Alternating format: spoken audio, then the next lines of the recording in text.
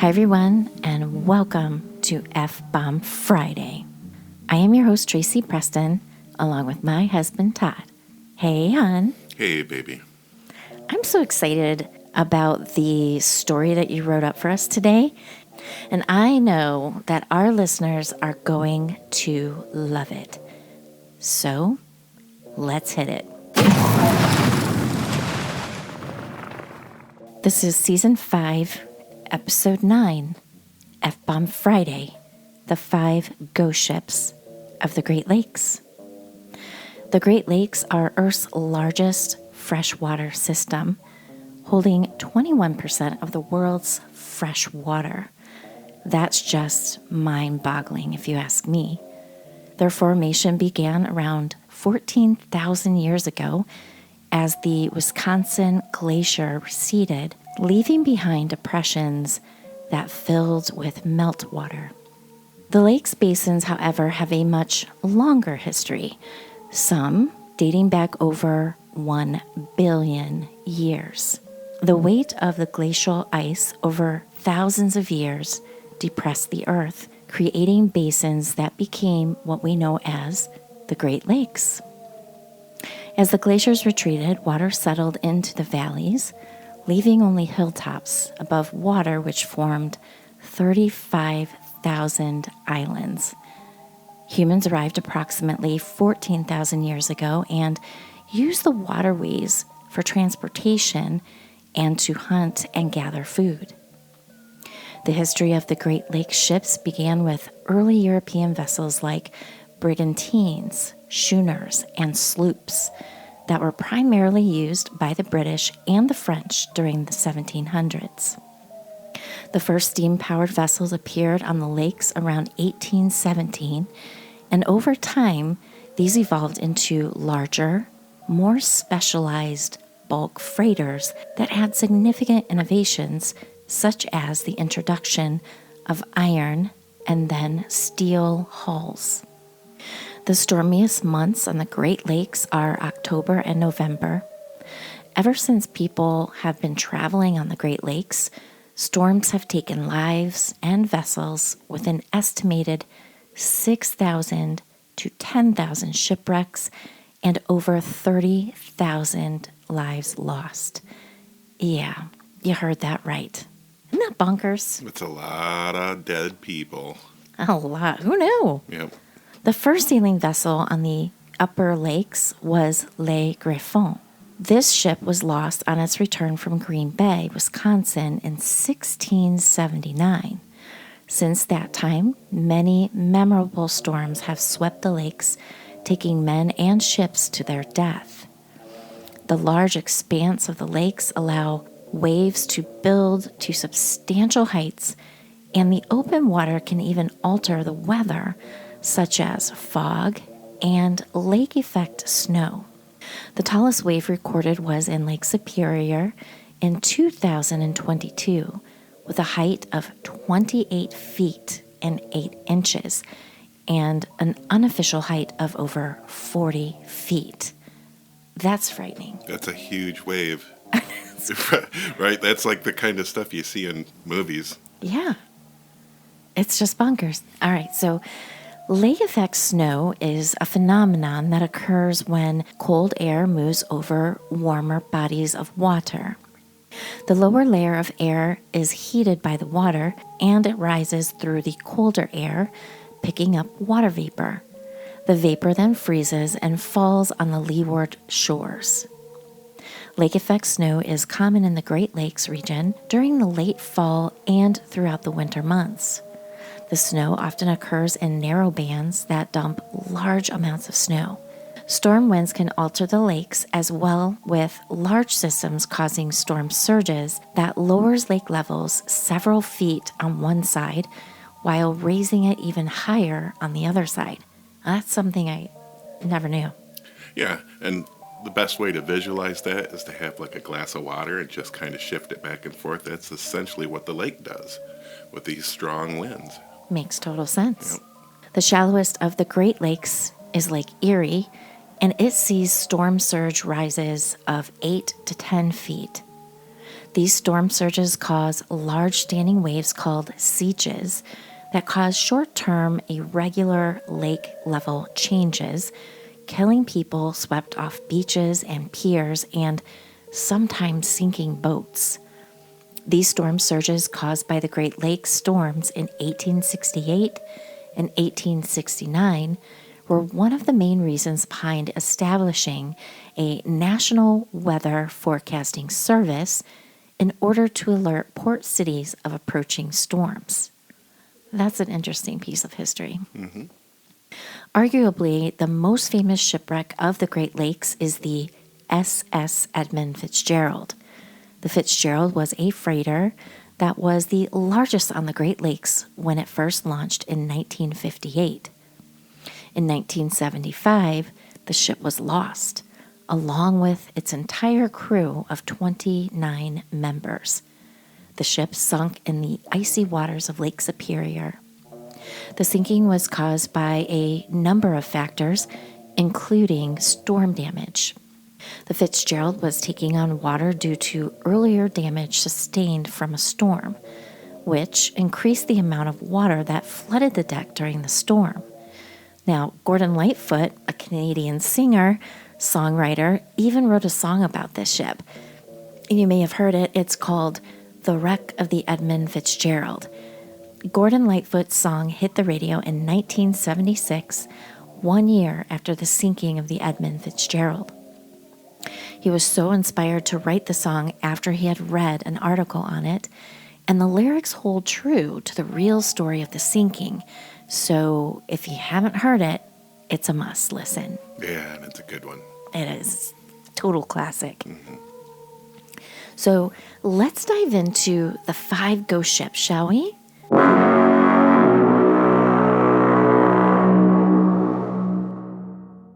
Now, these are going to be in chronological order. The first one is the Cornella B. Windiet, aka the Great Lakes Ghost Ship. On November 27, 1875, the ship embarked on her final journey, heading eastbound from Milwaukee, Wisconsin to Buffalo, New York. The Cornella Windiet was a schooner and was overloaded with grain as her cargo. The night was foggy, and the ship seemingly vanished along with the entire crew of 9 members, giving her the nickname of the Great Lakes Ghost Ship. There is no record of the ship passing through the Straits of Mackinac, so for years it was assumed that she sank somewhere in Lake Michigan. But nearly a century after its disappearance, divers found the ship in Lake Huron near Thunder Bay, in less than a depth of 200 feet of water. So, just for orientation, Lake Michigan is on the west side of the Lower Peninsula, which is the Mitten, and Lake Huron is on the east side. The Cornelia Windiet was found standing upright on the basin floor, its masts out, and its cargo of wheat was perfectly preserved in the frigid cold waters, but no bodies were ever found. The next ghost ship is the Erie Board of Trade. The year was 1883, and this 3-masted schooner was making its way to Cleveland, Ohio, to pick up a load of coal. A few days before reaching Cleveland, out in Saginaw Bay on Lake Huron, the ship had to drop anchor as there simply was no wind. Wanting to keep the crew productive during the wait for the wind to kick back up, the captain kept the crew busy by making repairs to the ship and cleaning. The captain ordered a young newcomer of the crew to perform maintenance on the top masts, which required the use of a chair and rope to hoist the crewmen up. Now, the entire crew knew that the rope and the boatswain's chair were in poor condition. However, the captain insisted the young man complete his assigned task, regardless of the danger. Shortly after the crewmen reached the top, the rope frays and severs, sending the young man and the chair he was sitting in crashing on the deck. Moments later, the young crewman dies. But before he does, he repeatedly uttered a curse on the captain of the Erie Board of Trade. During the 3 remaining days of the journey to Cleveland, the crew claims they were haunted by the young man's ghost. The ghost would appear in misty white form in the exact spot where the crewman fell to his death on the deck, repeating the curse on the captain over and over. The ship finally makes port in Cleveland, with many of its crew abandoning their post as they had been frightened by the young man's spirit and its curse. The stubborn captain was not intimidated by the curse or the ghost. He remained with the ship, along with the few crewmen he had left. It wasn't long before the Erie Board of Trade was headed back out into Lake Huron with its load of coal. The Erie Board of Trade sailed off into the distance, but it never returned home with its cargo. Over the century, many have claimed to have seen a dark and gloomy-looking 3-masted schooner out on the water of the Saginaw Bay. Reports say that the ghost ship of the Erie Board of Trade will quickly appear and then vanish from sight.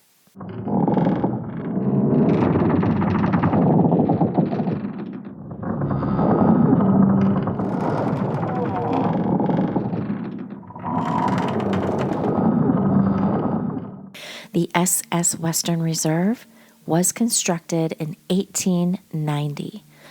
The reserve, along with its sister ship, the W.H. Gilcher, built a year later, were 2 of the first propeller lake freighters to be made of steel plates. The steel construction made it possible for the vessels to carry heavier loads of freight than their rival wooden steamships. It's said that the ship's captain, Benjamin Trudell, woke from a terrifying nightmare in which the Western Reserve had sunk in the largest and deepest of the Great Lakes, Lake Superior. As unsettling as this dream was, Captain Trudell, the ship's owner, Peter Minch, and 30 other crewmen and passengers set sail across the dark waters of Superior. Their destination was 2 harbors in Minnesota to pick up a load of iron ore. 60 miles offshore, the large and heavy mast collapsed and smashes into the deck, causing the ship to sink and sending all its occupants to their watery grave, save for one survivor, a crewman named Harry Stewart. People say the reserve can still be seen sailing the rough seas of Lake Superior to this day.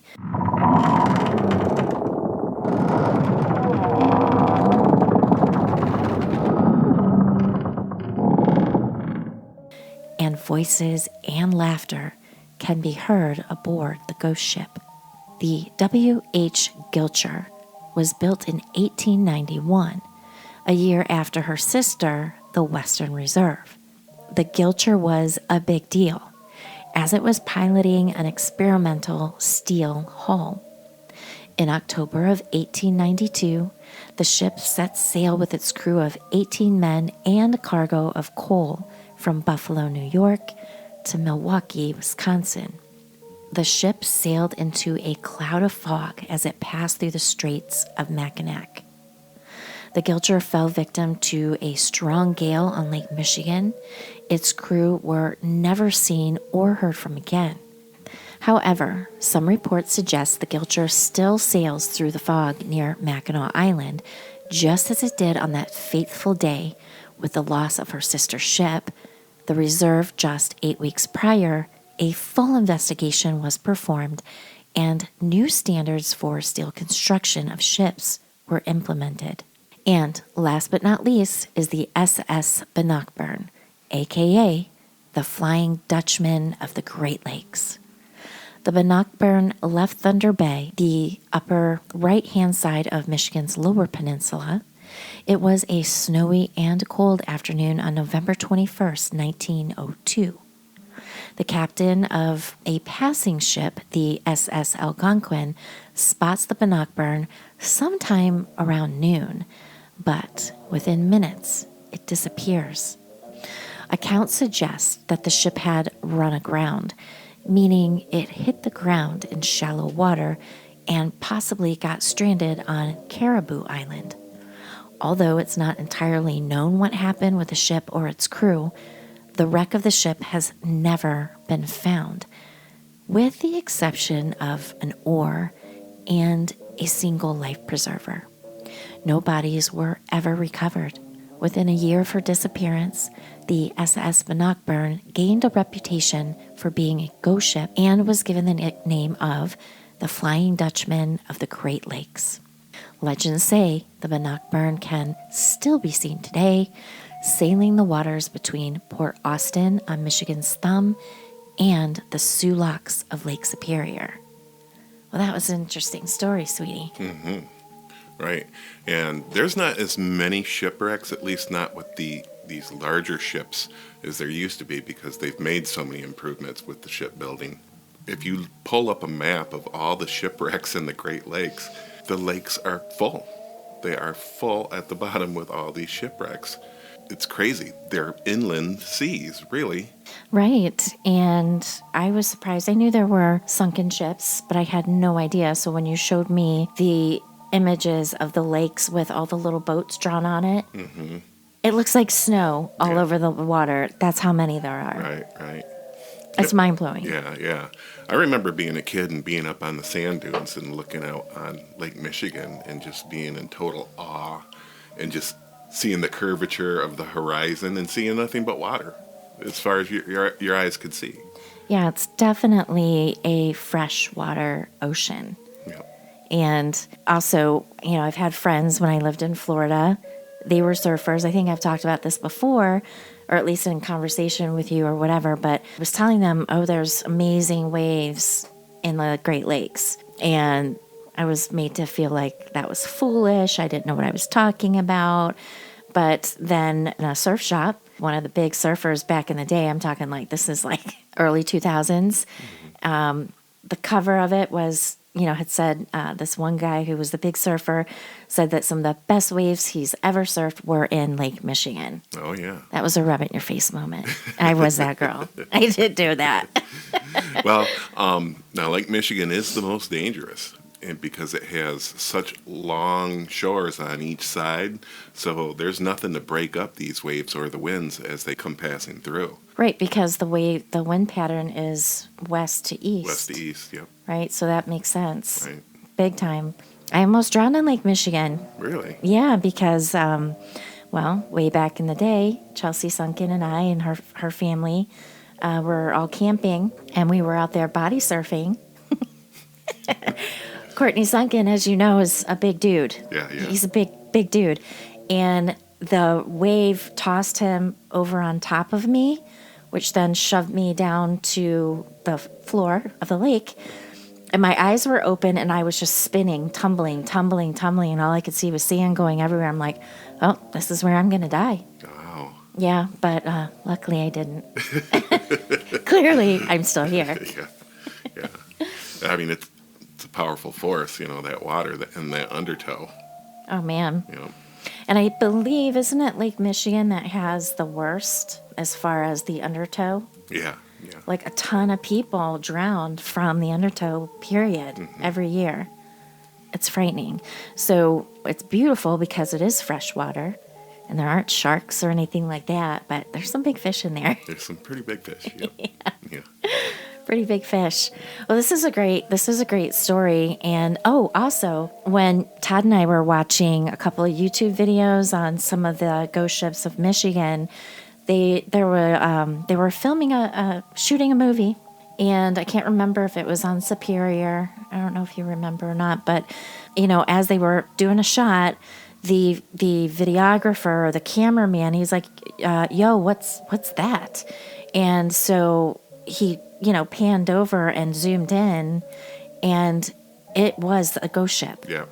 Right? You could see the tall masts, and it was there for, I don't know how long. I think we stopped watching it, but he filmed that ship for quite a while. I believe that was a Bannockburn ship that they thought they saw. Makes sense, right? Yep. I don't know. I think I'd lose my shit if I saw one of those. I mean, wouldn't you? Like, that's super creepy. Right. Super scary. In fact, it reminds me of the movie that we watched called The Ghost Ship. Oh, I remember that. I forgot about that. Yeah, we should watch that again. Yeah. That was actually really good, guys. So if you like that kind of thing, there's lots of murder that is involved, P.S. But, they come upon this ship that's out in the sea somewhere. I don't remember where it was at, but all of a sudden they came upon the ship, and so they go inside to start investigating, and lots of bad, mysterious stuff starts happening. I don't even think anybody made it off the ship. I don't believe so. Yeah. It's interesting. It's time warp. Mm-hmm. It's good. I think back in the day, when the French and the British started sailing in the lakes, I think they underestimated the power of the Great Lakes. And I think that's why there was a lot of shipwrecks at the time, because they're thinking, oh, it's just a lake. It's not. But they're pretty strong lakes. Yeah, they should not be underestimated. Yeah. It's, don't let the name lake fool you. Right. It's a serious, powerful bodies of water. So, why don't you tell me? Do you know all the names of the Great Lakes? I do. Let's have it. Oh, there's Superior, Lake Michigan, Lake Huron, Lake Ontario, and Lake Erie. Ding, ding, ding. You did good, babe. I think I did them. Did I do them in order around? No. No, you would have had to start with Michigan. Yeah. Michigan, Superior, Huron, Erie, Ontario. Yep. Here's an interesting piece of information that you may know, you may not know. Did you know that all the water that falls over Niagara Falls is supplied by the Great Lakes? I did not know that. It's mind-blowing. It is mind-blowing. Have you ever been to Niagara Falls? I've not. So there's the American side, which is not as phenomenal and beautiful as the horseshoe shape on the Canadian side. But I've been to both, right? Mm-hmm. Standing on the American side and then, of course, across the border and over to Canada. The amount of water and the power of that water. So if you just think about it, just hauling ass, dumping on both sides, all comes from the Great Lakes. That's very interesting. It's intriguing. Yeah. And at night, they actually raise like a dam because the forcefulness and the powerfulness of the water crashing down is eroding the falls. So to slow down erosion, that's what they do is they put this dam up, or however they do it. The water just starts getting lower and lower and lower, and it's basically trickling throughout the night, and then they crank it back up in the morning. I don't know everything about every state, and what they're best known for, but Michigan is clearly known as the Great Lake State, right? Mm-hmm. And when I was working out in Arizona years ago, I had a buddy that I was working next to, and he liked to go fishing a lot, so, he'd hit the smaller lakes in Arizona, and a lot of them were man-made, And he says to me one day, he goes, "Where did you say you were from?" I said, "Michigan." And he goes, "Is there any lakes in Michigan?" I was like, it's the Great Lake State. It's like surrounded by lakes. Yeah. And even the lakes within the state, I think what'd they say? If you go in any direction in 3 miles, you'll hit water. Yeah. That's how many lakes we have just inside the state. Yeah. I hope you showed him a map. I did have to show. I bet he felt silly. I don't know. He may not have. He may not have. Just keep on trucking, dude. Keep on trucking. So, another thing I didn't know what it meant. Why do all these boats start with SS, right? And our favorite one from being a kid is the SS Minnow from Gilligan's Island. But the SS for a ship stands for steamship. Steamship, yep. Yeah, which I thought really cool. Well, I do know that the schooners are the all-wooden boats. Well, the Algonquin is a schooner. Yep. And the Algonquin was actually a ship that we talked about on Malice in the Mitten when we talked about the Angelique Mott story. That's right. So, interesting here on your story. A little tie into it. Yep. Yeah, kind of cool. I want a pontoon. Do you think a pontoon would do well in the Great Lakes? I've seen pontoons out on the Great Lakes before. I have Lake as well. Michigan. I don't think I would be that brave. I'm cool with just staying on a small lake with really calm waters. Yeah, we need an inland lake. Yeah, yeah. And I'm down with a pontoon. I'm cool with being on a big boat out in the Great Lakes, but I think I'd rather an expert boatsman. Where an expert is boating for us and we're passengers. Exactly. And we can never go in October and November. That's right. I find that very interesting, and I'm so glad you talked about that, because all of these ships, they were sailing in those months. Yep. What in the hell causes all that? What is it that causes? Well, that's when the worst weather, and that's when you're going to see more of the lake effect snow and the wind shifting so much because that colder air is coming over the warmer lakes, causing those storms. Right, right. And the lake effect snow is no joke. I can dump a ton of snow, like right now. Got malice on the waters, too. Malice on the water. Well, that one captain, he was very malicey toward that young boy. Yeah. Don't care. Get up there. Mm-hmm. And then he dies. I would have cursed him, too. I probably would have if I still had breath in me. He's lucky he had a chance to say anything. Yeah, exactly. I mean, you'd think he'd be stone cold out. Boom. Yep. He was determined to curse before he died. He was. Yeah, good on him. And the crew was like, oh, hell no. We are out of here. Yeah, we're outie. We are going to drive back. Thank you very much. Well, it was a great story, hon, and I appreciate you doing it. Yeah, it was fun. Yeah. So you want to sign us out, hon? Yes. So lock your doors, lock your windows, and you better check under your bed. You might have 3 witches like I did. Have a great weekend, everyone. And make sure your boat is in good condition. Don't go sailing in October or November, please, on the Great Lakes. Have a great weekend. We'll see you on Monday. See you on Monday.